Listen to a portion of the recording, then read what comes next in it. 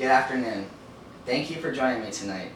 My name is William King, and I'm going to be discussing the introduction of robotics and computer technology into the workplace.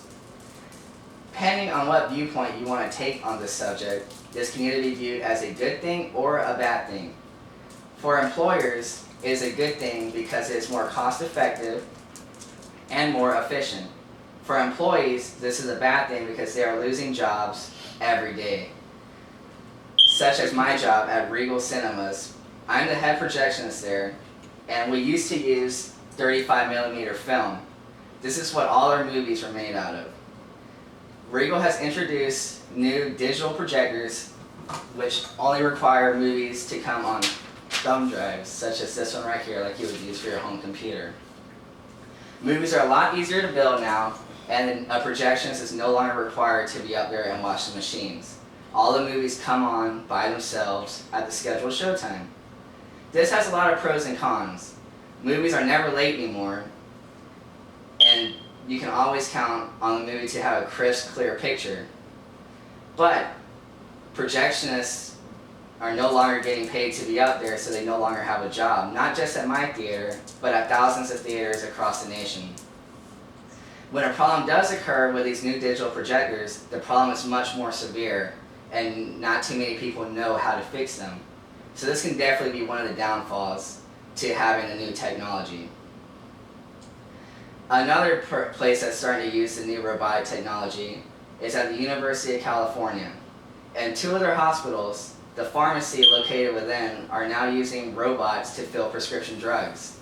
A pharmacist will need only to put in the prescription into the computer. A robot will read what the pharmacist puts in and will pick out the pills for the proper dosage and package them by themselves. So far, they have packaged over 350,000 prescriptions without an error. This does not mean that an error will not occur though. There is always a risk that the robot might grab the wrong pills or might put the wrong package label on them. This can be catastrophic, of course, because if a person takes the wrong pills, there is a risk of death. In my opinion, robotics will never replace the human mind, and the room for error, even though it does not occur as often, is still much greater. Also at the University of California, inside the hospital, patients have barcodes next to their bed. A nurse will come in and scan the barcode, and it tells the nurse what type of pills and the amount of dosage that that patient needs.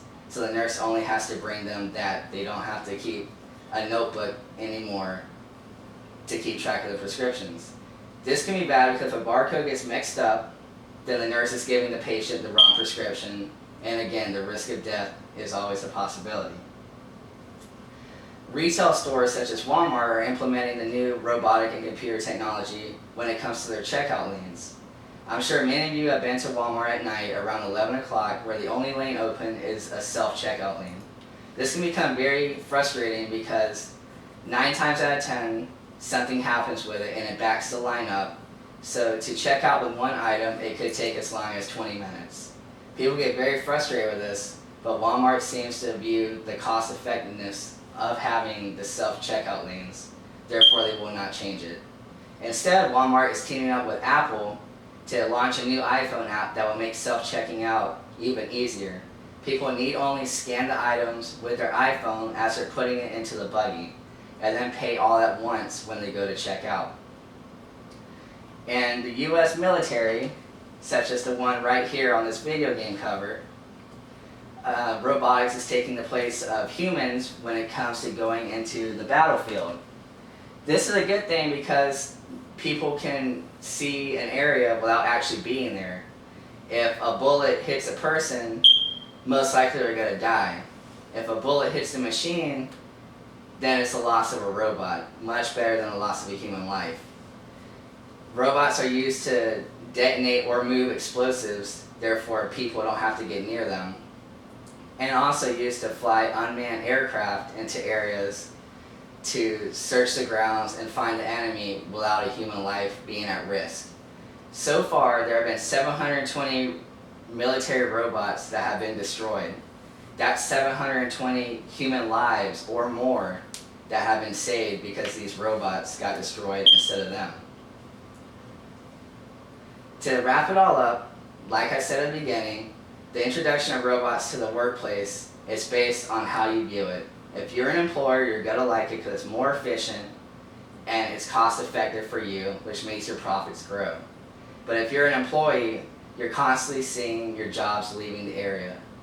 You're constantly being outsourced because a new computer is going to come in and take your job. So there are both pros and cons to this argument. I'm just here to inform you. Thank you.